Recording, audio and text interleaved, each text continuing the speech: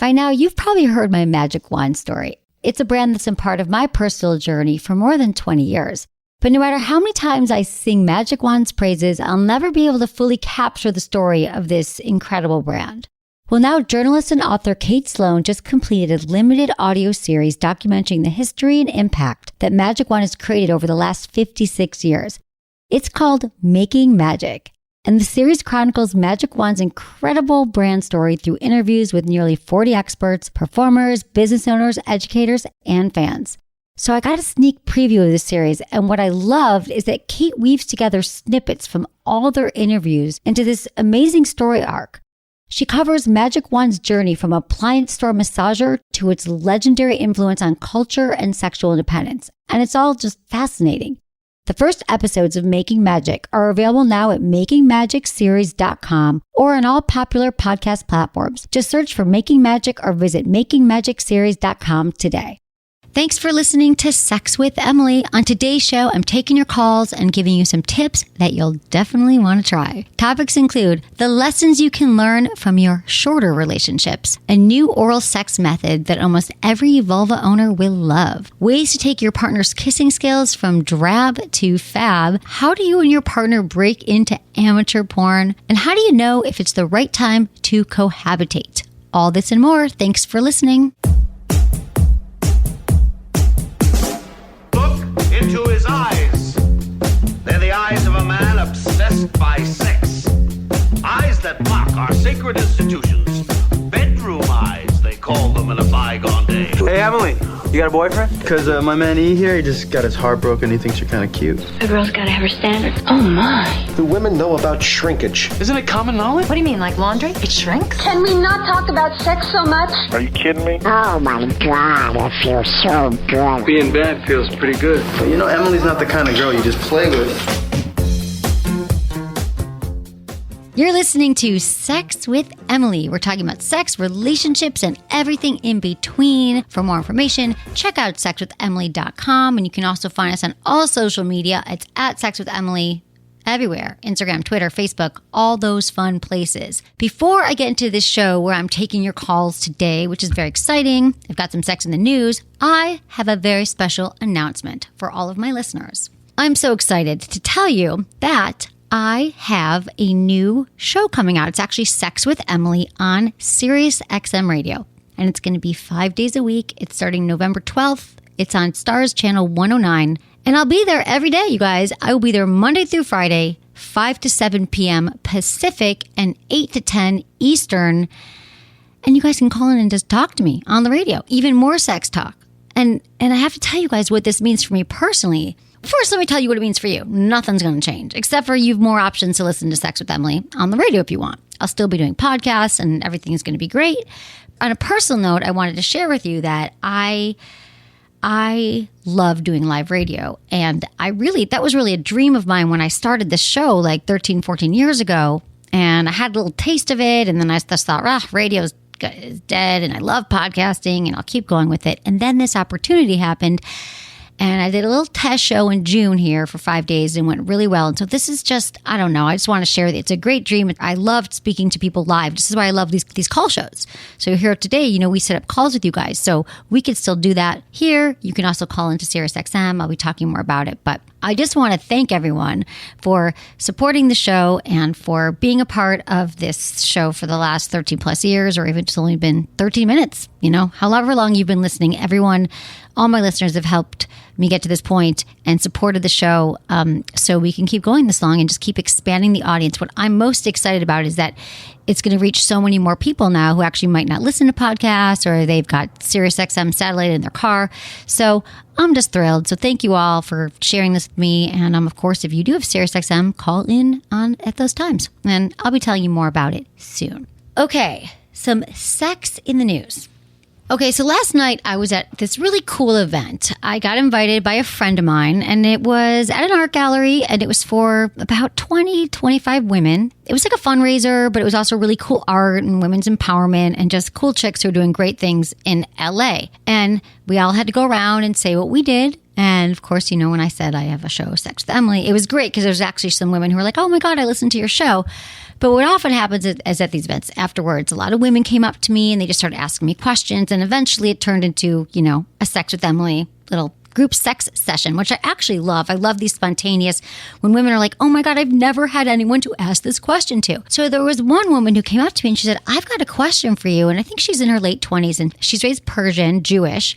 And she said that she's like, I want to have casual sex with men, but I was raised in this religion where, it's just wrong to have casual sex and you should only be dating with the purpose of finding that person you're going to marry. And she thought, isn't it mean like if we all manifest or when we put out what we want to receive, that it's actually not right for me to have sex with someone I know it's not going to go anywhere? She really felt like that was something that was wrong and that would keep her from her goal of finding the one. And I was just like telling her that I think that, and it's from her culture, her religion, her family. She said, I have to tell you, I never really took the time to form my own opinion outside of what my family says and what my culture upbringing said. And I thought she said that so well, that she was so honest. Like, I don't really know what I think because these are the messages that I've been told since I was a baby, And so I just said to her that, actually, I think it can actually really be healthy to have these shorter relationships in our life, or relationships or even just casual sex that you feel good about, that's consensual. Especially for women, I think I used to be somewhat in her boat that I thought casual sex was more, or frivolous sex would more benefit my partner than me because I didn't know. First of all, I was like, I don't know how you have great sex with a person when you first meet them. But then also it seemed like, there was just like more rules. I thought, well, maybe someone wouldn't respect you. This is when I was like, in my early 20s, someone wouldn't respect you. And the point is, I said to her, no, you actually can learn a lot from dating people, having periods where you're going out with people you just met and maybe having some sex, like random sex, because I think that's random sex with a purpose of maybe understanding what you like and what you don't like. Like you will find that husband one day, but it's just so great to have experience with others. Even if you're practice communicating what you want in bed, I think they can be healthy for you to have shorter relationships, and just try not to have too many beliefs around exactly how you think relationships should go down, and have all these really strict rules about finding love, because it's not really just about love. It's about finding who you are when you're in a relationship. And maybe it's love, maybe it's not. So I just think all these things are learning opportunities. And then I saw this article today, lessons you can learn from short-term relationships. And I thought it had some really good points. So it says, when it comes to love and relationships, a lot of things seem to be learned the hard way. I actually think that we learn a lot from relationships, and it is hard, but some of the best work we do are in relationships. And so there's not really a right or wrong way to love, but it just says, how you can learn from these shorter relationships. So forever doesn't exist is the first point. And I love this. I've heard this quote, people come into your life for a reason, a season, or a lifetime. I've had experiences with people, whether I'm dating or not, that are really intense. Like maybe you meet them on a vacation or an airplane and it's like for a moment and you just think, wow, I know I met this person for a reason. And it kind of gives you this sense of every time we're with a person, we don't have to be thinking, what does this mean? Is it forever? Is it for another week? What about if it's just for the moment and whatever you're going to be, whatever the two of you are going to create in that moment by meeting each other. So I just kind of like that, forever doesn't have to exist. To think in a relationship that every time you go out with someone, you're sitting across them. Maybe it's a first date and you're like, could I marry this person? Are they going to be the one? Is it forever? I mean, I just think that we never really know what's going to happen, right? There's a lot of other things that could happen. So I think it's okay to think of someone as Mr. or Mrs. Right now instead of Mr. or Mrs. Right. Another point is no one can make you happy except for yourself. And I think that a lot of us kind of date with the notion that somebody is going to come in and they're going to fix our, blues. They're going to make us feel so much happier all the time. But happiness is an inside job and it's fully reliant actually on you. Like no one's going to save you and make you suddenly happier. You're not like a half a person wandering around looking for your other half so you can become whole. So the thing about happiness is I think it's important to keep working on our own inner happiness and then, make sure that you're with someone, I think there's a lot to be said for you feel happier when you're with someone. You feel like the best version of yourself rather than saying they are fully responsible for my happiness. Another point, which I think is great for all relationships, to remember this, you guys, this is like the most, I hope everyone can just take this for a moment, especially if you're dating someone right now and it's new and or you've even been together for a while and you're deciding, do I want to go to the next steps? Let me tell you this, you can't change others. People are not going to change unless they want to change. So whoever they were before they met you, they're still going to be that person. I think that a lot of us think, well, it's okay. I'm going to stay with them, but they're going to change. I'll get them to eat healthier or like the kind of movies I like or stop drinking or something. And this is something my mother told me too. There's a few things in here that I was like, she didn't tell me a ton about relationships, but the little messages she did tell me are right. And that is that people don't change. And so just remember that. You might even be at a place right now where you're finding yourself thinking, oh, I just hope these things change or I'll be able to change them. Remember, just assume right now that the person you're with is pretty much who they are. Okay? So remember that. And you're not responsible for them changing. Always put yourself first. Now, I know this might sound really selfish to you, but self-improvement, self-care, prioritizing your own needs is never selfish. Because the best thing we can do for any relationship is to improve ourselves. Because the better we are, the more we're working on ourselves, the better our relationship is. And I think that relationships can stagnate over time because we all lose interest in advancing ourselves and we just get comfortable with our partner. But I think the more we're on our path and we don't feel guilty or selfish for taking time for self-improvement courses, seeing our friends, learning something new, I think that we have to know that that's actually part of being human, and doing that will actually make us better lovers. And better partners. I'll enjoy that one, you guys. Hope you'll take a few things home. I love this one, you guys. It's a new method. Well, I don't know if it's new. It's a method for oral sex. It says it's a better way for oral. And I just love hearing new oral tips. And this one wasn't so hard to figure out. And I think that you might enjoy it if you're with a vulva owner. Okay, it's called the Kivin method. And they said that it was on a recent Reddit thread. And that there's a lesser known alternative oral sex method that they want to try out. Okay, so here it is. And remember, you guys, it's not going to work on everybody, but it's an exciting way of performing oral sex. And there have been some bold claims about its effectiveness. An orgasm in 3 minutes, and 60% of women with people with vaginas experience faster and more intense orgasms. Okay, you guys, I don't know about that one, but let's hear how you do it so you can try it. Try it at home, try it with your partner, see if it works. And the other thing I like about this is even if it doesn't work, you're probably going to find another method or another nerve ending or something that you might have missed before on the vulva, because we know there are 8,000 of them.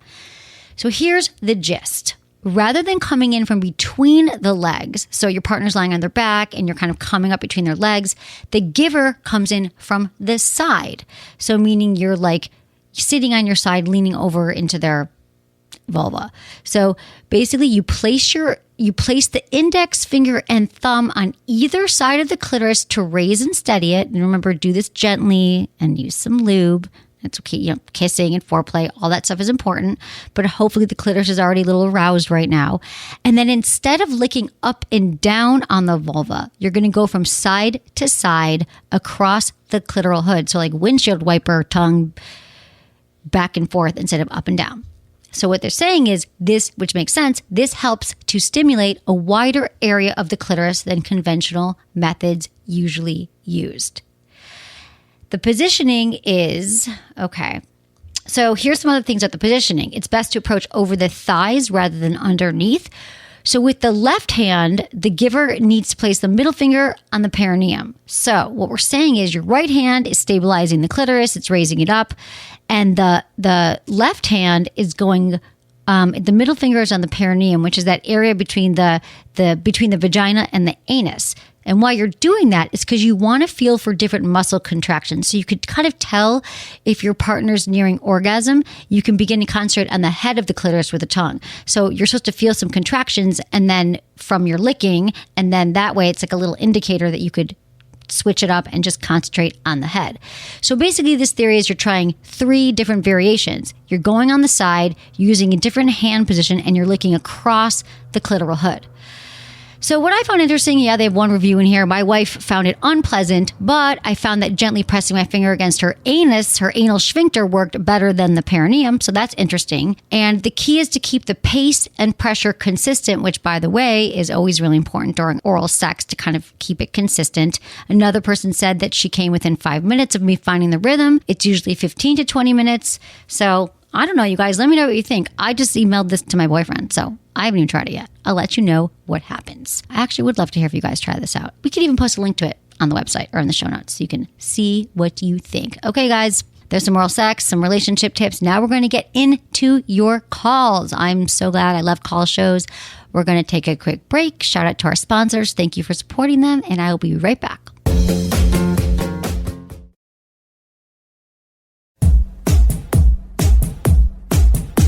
Okay, we are back, and now we're going to get into your calls. God, I love these shows. I love answering your questions. It's why I do what I do. So if you have a question you want answered on the show, just text Ask Emily, all one word, to 797979, or go to my website, sexwithemily.com, click the Ask Emily tab, and always include your name, your age, where you live, and how you listen to the show. So our next call is Kelly, 23, from Georgia. Her sex life has increased. There's some kinks that have started to appear, but she's not sexually satisfied. Hey, Kelly.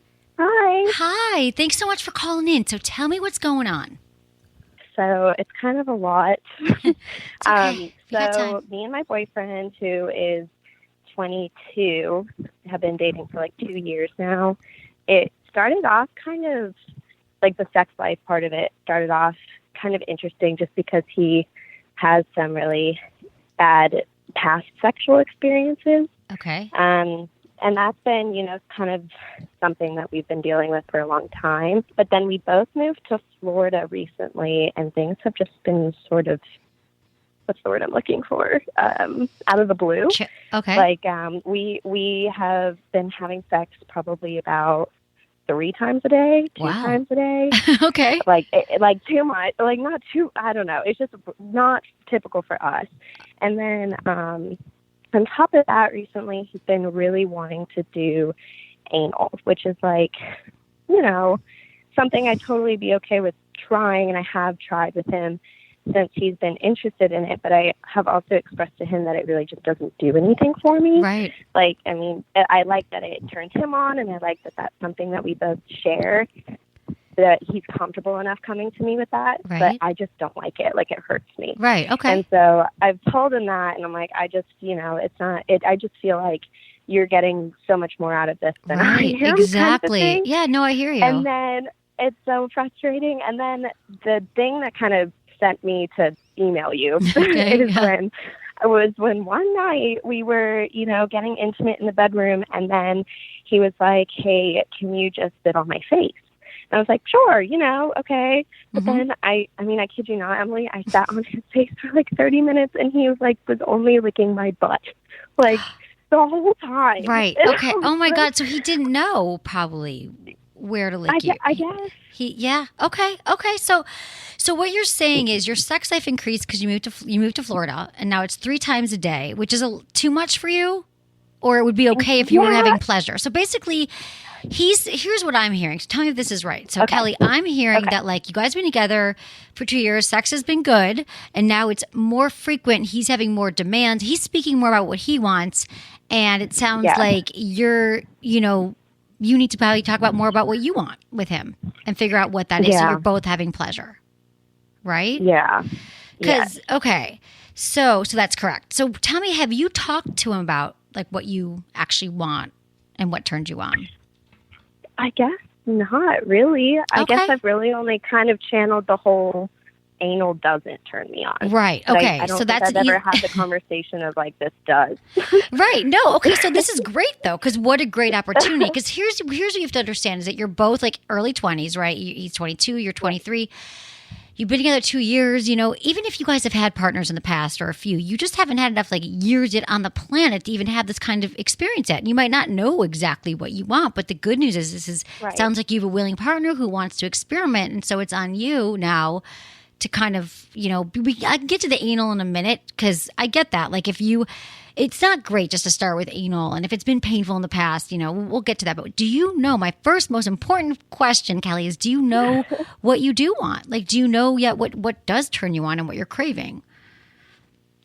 And it's okay if you don't. I don't know if I do. Right. I mean, I know what works when it's happening, but I guess I'm not like, hey, he's so imaginative. He's like, let's try this because I've either seen it or I thought about it, and like, let's try it. But I guess I've never really been the one to think in my head, ooh, I think maybe I would like that. Let me bring that to the table. I've always been like, oh, while it's happening, I like it. I don't know. I haven't really thought about it. Right. Okay. So first of all, I was going to say, it sounds like he watches a lot of porn because he's got all these ideas. He's like, sit on my face. You know, like all of a sudden you're like, okay. And then he's licking your butt. Right. And usually it can be a butt thing, but a lot of times it's an oral sex thing, right? Like we want him to go down, we want him to like lick your vulva and not your anus. Right. And so that would have been, so with that, it's like, it sounds like he's just trying to see cool stuff that he's seen in porn. So what I like here is you might not, how do you feel about porn? I'm, if that's if you okay with you, then I'm fine with it. Oh, if I'm okay with it. I'm okay with porn that turns you on. I'm not okay with any porn because, listen, most porn is created from the male gaze. So there's a guy, producer, director who's like, this is what I think would be hot, right?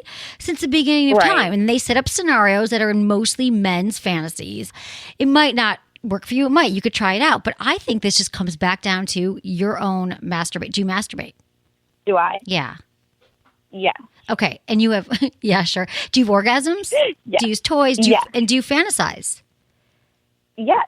Oh, awesome. Okay. So do you want to tell me what your top This is great. We're so good here. So you have all the pieces. I'm just going to put them together for you. So, okay. Yeah. So what do you think about if you tell me when you masturbate? Is there like one primary? Usually we have like one or two things we go to that is like, maybe you're making out with him or it's someone you've seen or an ex-boy. Like, is there something you think about during sex that particularly gets you there? Yeah, it's more like the situation of like, honestly, more of like a least expected sort of a thing. Like you're at like a party or whatever, and it just like happens almost not like publicly, but more like it's just like, I don't know, abrasive sort of. Okay, kind of like aggressive. Like like it surprises you and he takes you and like can't control his urges and like maybe it's a little aggressive, but not really painful, but like he grabs you and takes you. Not painful. Right. That's like the big thing. It's not like painful. It's also very like, I don't know, just more like one-on-one kind of a thing. Right. Okay. So I think the great thing is that you both want to like really learn right now because I think your boyfriend does. He's just doing what he's seen because he's imaginative because I'm going to take a guess that he does watch a lot of porn and that's where a lot of it can come from. And maybe he masturbates a lot and he's got all these fantasies. So you're just going to have to, if you want to, catch up and start. So you could say to him, like, I think this starts with a talk, like and it could be reading erotica. It could be building on that one fantasy you said. Like maybe next time you masturbate and you remind, you're like, okay, what party am I at and what am I wearing? So the more specific you can get in your details about what feels good to you, then you can explain these scenarios to him. I think you got to, outside the bedroom, you and your boyfriend need to start with like talking about it and just being like, hey, let's talk, maybe when you're out on the weekend or just let's talk about our sex life. Like, let him know, like, I'm so, it's fun that we're having all this sex, but you be honest. I mean, if I were you, I think there's a great time to say, like, you know what? I realized I talked to sex with Emily. You could say you talk to your friends, whatever feels good to you, and say, I've just realized that I don't actually know. I know I'm saying no to anal, or no to these things, but I'm trying to figure it out. Can you help me? Or let's get into it together. And then you guys could go make it an adventure. Like, you could go to a sex toy store, go shopping. You could find some porn that you like. You could read erotica together, exchange passages, and just try to find those things. And then I think if you masturbate, then you know what feel good. So for example, if you're sitting on his face for a half hour, I also feel there's part of you that feels like you can't move or you can't make those suggestions because maybe, and I'm telling you, I was exactly like how you are. I had no idea what turned me on. I felt uncomfortable saying it to even partners I loved and I'd been with. I'm like, well, they know. And I wouldn't even know where to tell him to move. But in that moment, like you would know, like maybe to move back so he could be licking your vulva, right? Or your clitoris. Right, so I think it's just a matter of having the confidence to do that. And once you talk to him and you just say, I want to make it great too for me. And it's not that I don't want to have this pleasure. And because I think for anal too, typically starting with anal isn't great for a lot of women. You want to be turned on. You want to have orgasm first if you can, a clitoral orgasm, and then move to anal with his finger, like if that feels good, and a bunch of lube. But you can take it off the table for now. But a lot of women have had bad first time anal or a few times. So I think it goes back to you guys have to communicate about this. He doesn't know this stuff. So here's the other thing. Like great lovers are not born, they're made. So you guys have to create this together, right? So he just doesn't know. So I think he's really excited this is happening, and I think you need to tell him what's important to you. Okay. And so for when it's actually happening, like it gets into that anal play, like in the middle of sex, like is there something that I can say during it I think you should just other move than back. like a quick, like, no. No, Anyway. see, here's the other thing. You want to, unless you're in excruciating pain, you want to be like, no. But I think you could just scoot your legs back and say, try it here. Oh my God, it feels so good. Lick me here. Take your finger, point to your clitoris, your vulva, wherever you want it, your labia, and show him. Like, I would just, in the moment, I think in your mind, you might think he'll freak out or be like, stop, what are you doing? But he'll probably be like, great. I just want to lick you. I think this is hot for you to sit on my face. You know what I'm saying? So I think it just, in the moment, directing him. And that's why I also always talk about mutual masturbation for couples, so he can see exactly how you touch yourself when you masturbate. And this is all really hot. Okay. I think he'll find this sexy as well, because then he's going to know. He wants to please you. You want to please him. You both want pleasure. You want the same things. So you just got to practice talking to him about it. Yeah. But I think it's great that you masturbate, that you know what you're doing and, you know, what feels good. So it's just talking to him. And he is, like, typically really good. I mean, every time we have sex, like, it's 100% like tending to my needs, and I'm always orgasming, which is not great. That's amazing. Which is not typical for my past experiences. Yeah. And we've done well communicating that, but I think it's like also me during the act of being able to like steer him in the right direction. And I think whenever I'm feeling like, oh, that doesn't feel good. Yeah, just tell him, say, babe, he could probably just tell you, just move, say, let's try something else. And I think if you let him know and say, I've been thinking about this, because during sex, you know I love your sex, our sex life, I'm so attracted to you, but in the moment, I'm just going to start moving to what I want. Is that cool? Like, if you'd like to pass it by him first, he'd be like, of course, I would think. If he wants to please you, like, please, please tell me what you want. So, yeah, I think in the moment you could try either one. You could let him know or just do it. And I think you're going to be pleasantly surprised that it's all cool, that it's going to work out and you're going to get your needs met. I feel good about this. Okay? Yeah. So just talk to him and make those moves. You deserve the pleasure. And you're on your way. You're so close. You're so welcome, Callie. So close. Okay, you're so close. It's all good. Just communication. Okay. Thank you, Kelly. Let me know what happens. Thank Have a good day. you. All right. Bye. Okay, guys, it's just a little bit of communication here we need. I mean, it's true. I think that it can be really hard to let our partners know what we want for so many reasons. We're afraid we're going to get rejected or it's going to be the wrong timing. But really, if we know what feels good, I promise you our partners want to please us. They want to make us feel good. And if you find out your partner does it and doesn't care what you want, then that's not your partner. Okay, guys? So just remember to talk about it. And if you don't know, it's your job to figure it out. Okay, we have Sophia. She's 24 from Chicago, and she wants to know, how do you know it's the right time or the right person to cohabitate? Hey, Sophia. So good to talk to you. Hello. Hello. Very good to talk to you. I'm very excited. I love your work, and I'm very obsessed with your podcast. Oh, for sure. good. I'm so glad. Thank you for listening. I'm glad it's been helpful. So tell me what's going on.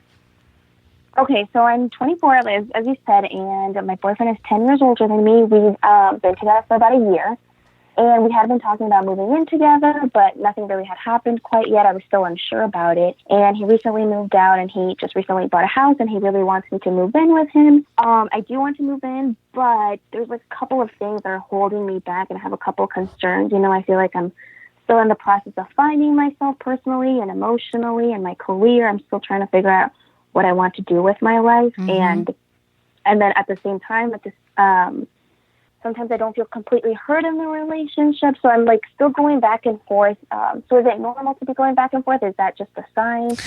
Am I too young to settle down? Yeah, you know, I think it's all the things. First of all, a year in is still pretty new. Like, you're still learning how to communicate better to each other, know each other. So it's like, I would think that you're still not being heard is a big thing, right? That should sound like that's something, a pillar that you guys need to work on, like your communication and him hearing you and how he would know that you feel like he's heard you, like he's getting to know what that looks like. And so that's important.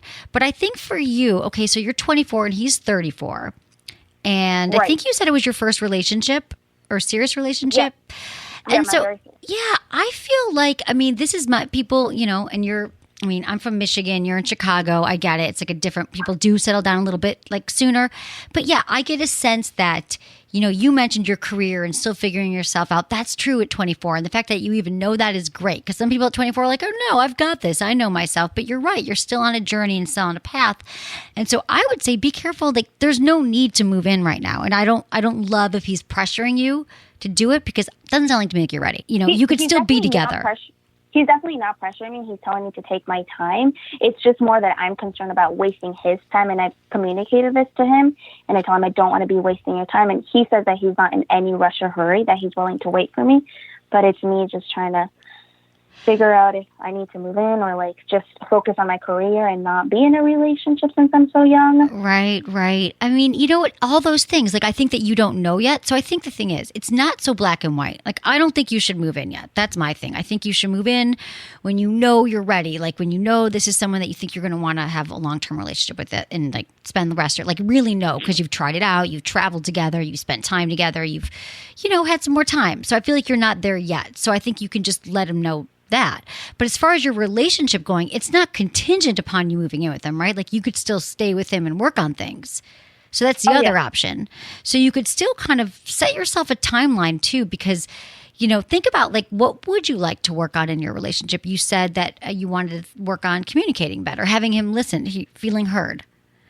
So I think like letting him know what that looks like to you. So maybe it's like, I want you to ask me about my big meeting I had the next day because I told you about it at dinner last. Like I want you to remember things, or I want you to ask me things, or just like let him know what that looks like. And so work on that. But I just think that, I think it is really important in your 20s to figure out who you are, who your friends, like what kind of job you want. Like you shouldn't know yet. Like 20s are about figuring out your career because you haven't had enough time to work yet, so you figure it out. So I think you can do both. People are in relationships and they're having careers in life. So I think you can do it all. So I don't think that there's like a gun to your head. He's not pressuring you, but I think that, these are all important things and this is part of the learning process. But if you don't feel like there's progress being made, like 3 months from now, it still seems like you're in the same place, I think it's time to revisit it. So I think talking to him about what you want, how you'd like to feel closer to him and that you might need more time, I think is totally legit.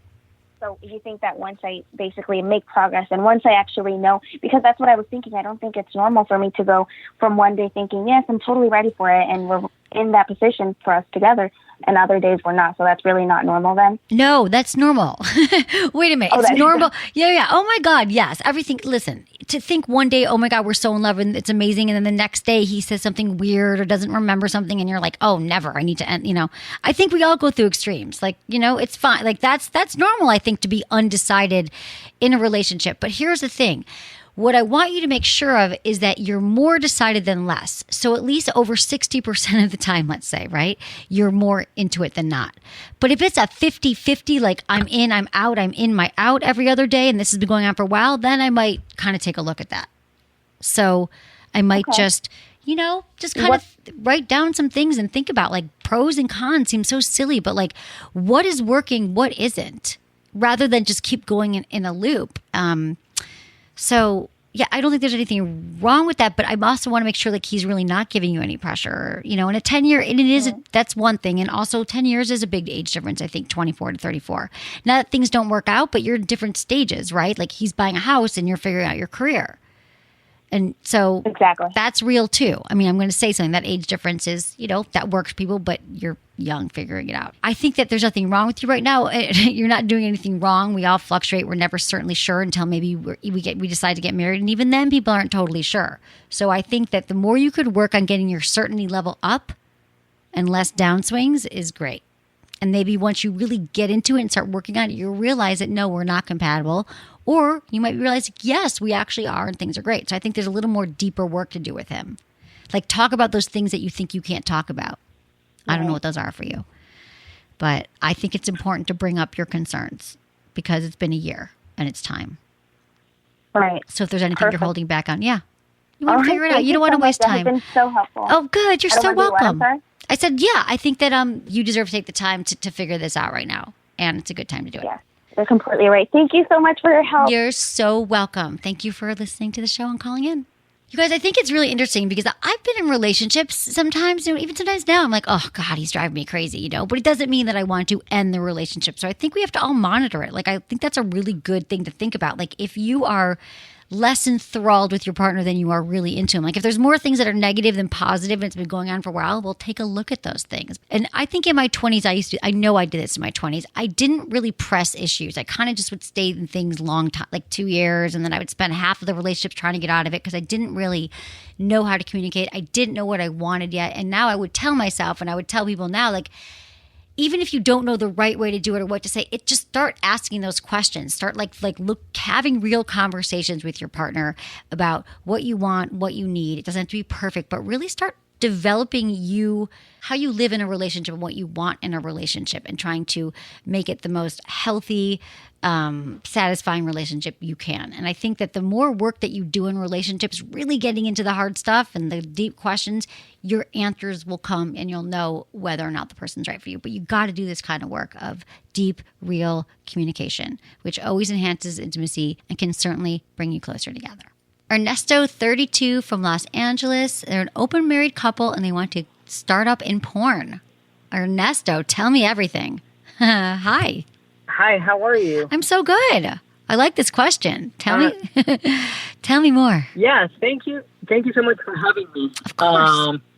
Well, lately we've been trying to spice things up. Me and my wife, we've been married for 3 years. And I am a photographer and a videographer, so I already have the equipment. And we were discussing things on how to make it a little bit more spicy. So we came with the idea of recording ourselves and putting it out there online. But we don't know how to start. We already have some videos, but only for ourselves. We don't know where to upload them. Mm-hmm. So, yeah. Yeah. Okay. So first of all, that's really cool. I mean, couples, especially married couples, or couples who are really in a deep committed relationship, I think making porn can be really hot, fun to watch, great way to spice it up. And actually just making it is hot, watching it's hot. So I think that's really cool. So I'm wondering though, what's your goal of this? Is it more to continue to spice it up? Or are you thinking this could be another career? Are you looking to make money? Are you looking to meet other people? What's the goal? Well, the goal is not the money. We both have jobs. We just want to meet people, and we want people to watch our videos. Mm-hmm. Okay. Yeah. All right. Well, there's a website that we found. You could start on webcams as a couple. It's called webcamstartup.com/couples. And that page seemed to have a lot of really good resources for couples wanting to do it. I bet if you got on FetLife, that would probably be a great place to start. It's a website called FetLife. I'm not sure if you're familiar with it, but there's all different kinds of kinky sex, porn, things that people are doing. And then also you're here in Los Angeles. So I'm even wondering if there's a Los Angeles pornography meetup or something. If you just go to Meetup, I think it's meetup.com, you could find people who are like-minded. So that's what I would say to get started. I don't really know. I know Good Vibrations in San Francisco used to do a film fest every year, and they were accepting films from couples and stuff like that. But the only thing I could find right now was that site that might be good for you. Webcamstartup.com/couples. Yeah. That sounds super good. We tried webcamming maybe very early in a relationship, and then we stopped. But now, we want definitely to do something like that. Yeah, because I know you have movies. You have actually the film. So the thing about this, though, it's called Webcam Startup, but it has, I think you could get to producing and selling videos. It looks like it has some other things in here that could lead you down could lead you to other places. Perfect. To the right places. That's exactly what we were looking for. Okay. Yeah, I think if you just look around and you see if the sites seem legit, you're going to find it. Craigslist too, to be honest. I know they took down a lot of the sex-related stuff, but I would just start looking on places like that. If there's a local sex toy store, you could go in and talk to them. I mean, I think it's just an exploratory mission, because the thing about this is you want to find people and reputable sites and people, in porn, people that you like working with. So I think it's just a matter of getting yourself out there, start talking to people that you trust, and kind of finding your way through it. Because each site or each place will lead you to the right path. Yeah, you'll get there. That sounds great. Okay, we're cool. definitely going to check the sites, and we're going to start doing it. I like it. Okay, I think that's hot. I do. I love it. If it's working for you guys. Yeah, okay. Thanks for calling. Thanks, Ernesto. Thank you so much. Yeah, have a great day. Bye. You guys, I'm telling you, I think that for couples, I'm not great with you sending some random naked photo to someone who didn't ask for it, and like unsolicited dick pics, and even for, women sending your faces along. Like, I'm not cool with that. But if you're like in a committed relationship and you guys want to make a porn or take sexy photos and you trust each other, like I do think that can be a really hot way to spice it up, because even the act of making it and the act of watching it. I didn't get into Ernesto about like what happens if he, his boss finds out, or his parents, if he's cool with that. But that is, you guys, of course, something to think about. What if it gets into alternate hands? What if you guys break up? You should always be thinking about those things as well. But I'm all for things that spice you up, that spice up your relationship if you're both on the same page. We have Cameron, 22, from Canada, and she needs tips for communicating kissing and sexual needs. Hey, Cameron. Hi, how are you? I'm so good. Tell me what's going on. Yeah, so I met this guy the last week of summer, and about a week before, actually, I left to go back to school. That week, we hung out 5 out of 7 days, Ooh. And we waited till the last day that we hung out to have sex. But throughout that week, when we went out on dates and hung out, I kind of noticed that he wasn't that great at kissing. He was a little sloppy. It was more open mouth kissing, and he kind of kissed too fast. Like, he didn't give me an opportunity to kiss back. Okay. So at one point I actually turned away from him, and he goes, "Why are you turning away?" And I said, "Oh, like, you don't have to kiss my bottom lip that hard." And then he kind of switched it up and he fixed it. Okay. And that last day we hung out, we had sex for the first time. Didn't really last too long, but it was fine. Okay. So since I've been at school for 2 months, I've seen him one weekend in September, and then I went home for Thanksgiving, and I saw him, and when we fooled around, it was fine. I would keep giving him subtle pointers like, "Oh, try this instead of this," or if he would try to initiate something and he started like rubbing me over my pants without really doing anything else first, I would jokingly say, "Don't start down there," and then he would kind of move somewhere else. Right. So, okay. Well, you're on the right track here. So, yeah. So here, you like this guy, right? You want to keep seeing him? If we can work on this? So. It's just hard. Yeah, it's just hard when I'm at school and I don't know how to really ask for what I want. No, I know. This is the thing. So I'm going to help you with this. So I'm going to help you with him. And if he's not your guy, like, this is just great practice, what I'm going to teach you for anyone that you're with. Because you're 22, he's 21.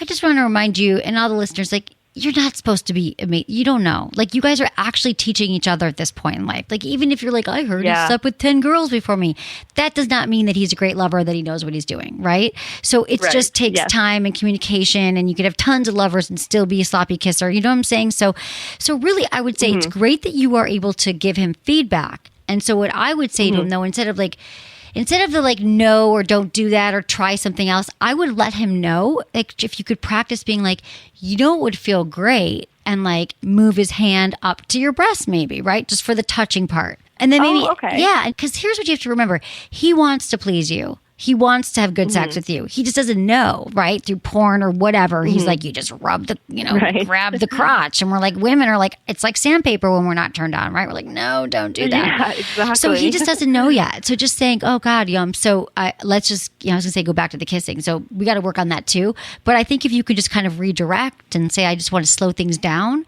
because it's all this consensual thing too. Like, when you move, you might think, "Oh no, what I do?" But if you're like, "I just want to slow things down," because a lot of times that's what it is. I think like a lot of times young guys, they go really fast, and you're just like, "I want to slow it down." Because it's just they're turned on and that's what they know, and you rush to it. So I think it's just kind of like, let's just slow down. I'm enjoying just being with you right now, and then directing. Yeah. So the thing about the kisses is that, a great practice for that is saying like, I love kissing is so important to me. Kissing is so fun. Like, I love when we see each other every week. I want to show you how I want to be kissed. And then I want you to show me how you want to be kissed. And then he might get that it's really different, right? And he probably will in that moment. You'll be like, "Oh, you like more tongue than I do." And then together you guys work on it. And I know that might seem like, "Oh, it's awkward or fumbly," but that's actually one of these things that's really vulnerable, but also really helps with intimacy. And I think you can fix this kissing thing in no time. I've done it. Really? It works. Okay. I've never thought of addressing it kind of in that way, but it could also be playful and yes. Remember that sex talk is playful. Sex talk should be, and obviously if you're in pain, you like wherever you are, you're like, stop, that hurts. But everything else, I think we want to keep it like, let's just talk about it. Like, let's figure out what feels good to both of us, babe. Like, how hot when you're here and we're like together. Like, let's make this even more fun. Because we are so insecure that we're doing things wrong and that we're not pleasing our partners. That one little thing, like moving his hand and saying no. I'm not saying you did this, but he might be thinking, oh God, I'm bad at sex, right? We all do that. So just to make it more like, we're in this together. Let's have the most fun possible. Makes it much lighter and easier to go after that way to make it work. Okay, that makes it really helpful because I was just so nervous about trying to constantly ask him for different things. But if I feel like if I make it more playful and just it's a learning experience together. Right. Like together. And you can let him know. I mean, I love being honesty and just saying, you know what? You could say you called into the show or you were listening, but you could just say like, I've been thinking about this and I'm really attracted to you. And I just want you to know, like, I think it'd be fun if we work on this, together. And I think he'll be down with that because he needs to learn too. Yeah. Yeah, I agree. And he's always been really receptive to what I've said before. So I think if I do bring something up like this again, he would be more or still open to listen and to work on it. Good. So how open are you to be like making, move your hand or, or just do it? Like, I think, it sounds like he's being receptive. So it sounds like that just like a little change in your approach and then you'll both get what you want. Okay, great. Thank you so much. I really appreciate this. Of course. I feel like a lot of guys my age don't really know what they're doing. No, I'm telling you, they do not. They do not. And a lot of girls don't either. So it's your job in a way. This is what I'm saying. It is. Like he will be grateful for this. Like yes, many guys in their head think they're great, but he needs this information and this education, and it'll be great for you to practice. It's going to serve you for a lifetime no matter what happens with him. So that's what I think. Absolutely. Yeah. They need your help. Okay. Thanks, Cameron. Thank you so much. Of course. You're so welcome. Good luck. Have a great night. Thank you. You too. Bye. Bye-bye. I love that Cameron said this. I didn't say it, but I have said, I think this. People in your 20s, you guys, like younger guys, girls, we don't know. We haven't had enough experience. You haven't been out there enough. And I wish I knew all of this, you guys. That's why I'm here today. Because I don't want you to be like faking orgasms through your 20s or being in relationships that don't work for you or silently suffering through bad sex and not getting what you want. Like I did all that. And so I get it. Like you really don't know, you guys. Like you don't. And just look at sex as like, it's okay that you don't know because the best way to learn is not by just going out and banging a bunch of people. It's about being with one person or, that you can actually be honest with and talk about things and communicate and learn. We learn through in relationships where we feel like it's safe and we can trust someone and we can actually communicate without shame and without blame. So I think those are some great goals for people of all ages. We have Monica. She's 37 from Ohio, and she wants to know, why do men pay for an expensive first date and ask for a second, but then ghost? Hey, Monica. Hi, how are you? Hi, I'm so good. Thanks for calling in. So this is what's happening, absolutely. huh? Yeah, tell me what's going on there in Ohio. Sure. Well, first, I just want to say thank you for all of the work that you do. It's welcome. Really fantastic to have, the voice of an educated, powerful woman talk about body positivity and sex positivity. I think it just sends such a great message to young women. So thank you. Thank you so much. You're so welcome. I love what I do. So I've been divorced for about 5 years, and so have really kind of lived through this evolution of dating, where, when I first started dating, it was like Match.com was pretty much it. Right. And nobody ghosted, and it was fine. But within the last year, it's been really odd. And I mean, it's like a problem, not problem. And if this is the trend, I'm okay with it. But, I will have guys that will take me out on really expensive first dates. Right. We have a great time, and even on the date, we'll either go to a couple of places and then they will set up actually a second date, which I sincerely appreciate. And then after that, cancel the second date and just totally disappear. Okay. And it doesn't seem like, I guess, a really cost-effective way. No, it's certainly not a great business plan. You're right. It's not a great way to manage their money. But my question is, how many times? I want to get to the bottom of this story, this thing that you've created. It's happened to you how many times? Oh God, maybe 15. 15 times in the last 2 years. Like in the last year. Okay, 15 different guys. Are they all like, are there similarities? Can we kind of eke out a pattern here?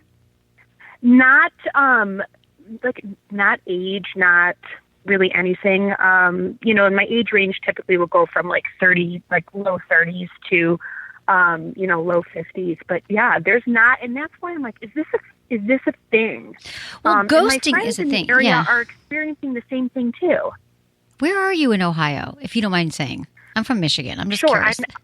Northern Ohio. Okay. So is it a smaller town though that you're in, or is it not as many men there? No, I'm in the city, so it's about like 20,000 okay. or so. I mean, there's quite a few. 15 seems like that. I thought you'd say like 3. And I was like, okay, well, it's happened with 3, but 15 is a lot. It's a lot. And I'm like, if this is a thing, I'm like, who do I call? You hear all the things. Yeah, so, I hear all the things. And so I'm trying to get to here's the thing. Are you asking for are you saying, let's go to this place for dinner? Or are they saying like, let me take you to this fancy restaurant? They are suggesting it. So you've had, okay. And these guys are saying, and your friends are saying the same thing's happening to them. The same thing is happening to them. I just don't. And are you making out with them? Is there like any physical, do you have sex with them? No. And so I'm pretty like, I'm a slow mover, and really want to take my time. And especially after divorce, I'm probably a lot more cautious and a lot more cynical, than I was prior. Right. So it's not getting physical. And I'm like, well, maybe it's just I'm trying to put my best foot forward so they think they can get physical, or, I don't know. Right. I mean, literally, I don't know. Because I was going to be like, there's no way this is a pattern. Like, I understand it could feel like that. And maybe you should, be asking for, like, looking if there's any common traits with these guys. And I just don't know how many guys even take me on nice. I've gone on a lot of dates like this. It just seems like an interesting pattern to me. Are there any of them that you were, like, crazy about, too? There's been a couple where I was disappointed, and I was like, I really was looking forward to a next date and thought it would be fantastic, to go out. And the other ones, like I said, I'm a fairly slow mover and just cautious, and I think people reveal themselves over time. So, I wasn't upset about the ghosting thing. And like the ghosting thing, I think at this point, sadly, so many of us are just kind of used to it. It just happens. Yeah, it happens, whether it's like conflict avoidance or whatever the rationale is. Exactly. I don't think it's about, yeah. Keep going. Yeah. So that's kind of there, but I think I'm a pretty great date, but I'm not sure I'm worth like a Banana Republic jacket. No, they bought you right. Exactly. Like that's the 150. No, you're right. So is there anything that you feel like on dates, like, do you feel like sometimes you might hold back, or do you feel like and I don't think this is why they're ghosting. I'm just asking you in general. You've had a lot of time to date. Do you feel like you put yourself out there, or are there things that is it more like you're asking questions and are you answering things about yourself? Are you letting your true self be seen? I definitely don't put myself out there. Okay. See, that's what I'm getting. And have much more and done so far less, like especially, like I said, within since the divorce. More recent time, far less. Okay. Because I feel like, kind of, yeah, because you're close. You have to learn how to date again. You're going through divorce and you have kids. No kids. No kids. Okay. You're going through divorce. Yeah. I mean, just being out of it and dating again. So what do you think is holding you back from actually putting yourself out there and being, I think all kinds of stuff. I think, it's certainly a lot of issues with my family growing up. And there's some abandonment things there. Okay. And definitely like, obviously like going through divorce. And I think when I first started dating, after you've been through a marriage that's really difficult, you're excited to date, so you just kind of jump in really fast. And it just was, the bottom was falling out, Right. And that kept happening. Like I said, I think people reveal themselves over time. So, with age and just a little bit of experience, I've certainly gotten cautious, probably a little too much so. And it's tough to know where that really happy medium is. Right. Well, I think, okay, so in listening to you, I feel like you just might need to get off the apps for now and not do like the dates as much as like, do you go out with friends and do you go to different events and do you meet people when you're out in the world? I don't go out a ton because I work so much. Okay. And so the benefit of like the apps, I have a lot of mixed feelings about them. I like them for the convenience, but also I feel like they take away a bit of our humanity. Yeah, no, it's not. It's just that I want you to have some different kind of experience where you're meeting someone in person and you actually already know them or you like them or someone introduced you. And so it's not this like date, like this big, expensive dinner. Because I think like I just want to change the way you're approaching it. And this is kind of an outside in thing because I think there might be some therapy or some inside out things that need to happen for you if you haven't processed the divorce yet. And if you're telling me that you're still holding back from things, I feel like therapy would help you figure out what that is and you might know why it's hard for you to be vulnerable and why it's hard for you to open up from childhood and from your marriage. But nonetheless, it's still important to learn how to do it and why it happened. But I also want you to maybe change your approach to dating. So if you still go on the apps, totally understand they're convenient.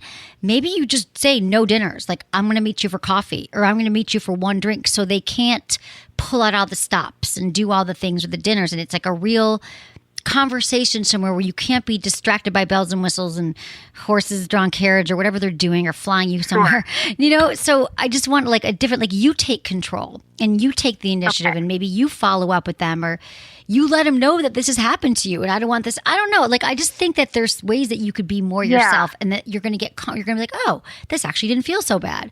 Most times when we start to do it, we put our little toe in being vulnerable. You're like, oh, that wasn't bad. I survived. It felt good. So I think changing the way you show up is important too. Well, and I understand, and it's interesting you say that because I understand all of my whys and just knowing, I don't even know really the first step of how to even move past them. And it feels like because a lot of this environment is so impersonal, it's not really welcome for trying to kind of develop at least those skills or those interactions, or even knowing like how to step forward when you're encountering other people who maybe are also not, super comfortable with emotional intimacy. Right. Like a lot of people aren't, right? Like most people aren't. How about your girlfriends? Do you have close friends? As far as yes. And so you guys I have quite a few, and they're amazing and have been such a good support. But like I said, they have a lot of very similar experiences, and so I'm like, I don't know if it's, and so for a while I was like, maybe it's me and this is just the thing. But then, when they all were having these experiences, I'm like, all right, well, maybe it's not all. Right. Maybe it's just maybe where you live. Is it more conservative? Or people more closed off? Or people more like, not as open? Maybe? It's a pretty mixed bag here. So like within the city, people are pretty liberal. Right. Okay. And pretty open, but then, like anywhere else, when you go out into the suburbs, it can be fairly conservative. Right. Okay. Yeah, I get it. I think that there's really like nothing wrong with this situation. I feel like it's like different approaches because you sound amazing and smart, intelligent. Like these guys, you're going out on 15, even the fact that you've gone out with 15 dates that ghosted. I'm sure you've probably been on dozens and dozens and dozens of dates, which is great. So you're obviously like someone who's got your stuff together. But I'm just thinking that there has to be a little shift here. And I do think therapy would be good if you know all the whys already. They could give you those little steps so you could feel safer kind of saying things that you think you wouldn't say. Like even saying like, I've had a really interesting time dating. I'm not angry. I just find it fascinating. Have you ever called a woman and not asked her out again? Like, I just think that being more real about your things will kind of let them see who you really are. Kind of like the way you are with friends, Yeah, and I went through, and this sounds so funny. So like I went, and I did have a therapist a couple of years ago when I really recognized I was having trouble, and she asked like, "Oh, what do you think? Your dates would think about you?" I'm like, "Oh, I know," because I actually had asked some of them what they thought. Right. After the first date, and they said they felt like I was impossible to read. Oh, okay. So maybe... And that it was just like, it seemed like I wasn't interested. Oh, okay. Like, no, actually, I was very interested. So that's really interesting. So like your body language, like maybe you're just more, like you're more restrained. Like you're not really letting yourself be open and vulnerable because, you're afraid of getting hurt and showing your feelings. So I think that is, first of all, I want to clap for you. I love that you asked that. That's really brave, And so it sounds like and also a lot of guys aren't great at reading signs from women. So if you're just shut down with it, and that might be a reason they don't feel a hook. They don't think that you like them. So, a lot of ways to do is to let them know, like, I had a really good time, to make eye contact. And say, this was really fun. That's not easy for me to say, but I just said it to you, this, and just kind of play with it. Okay. Put yourself out there. You have said that's such a great place to start and say, I've heard back from guys, I think I'm not interested. I want you to know this was actually a good date. And that is such a real thing to say to someone. So kind of using what you know and kind of pushing yourself to kind of go to the next level and see what happens.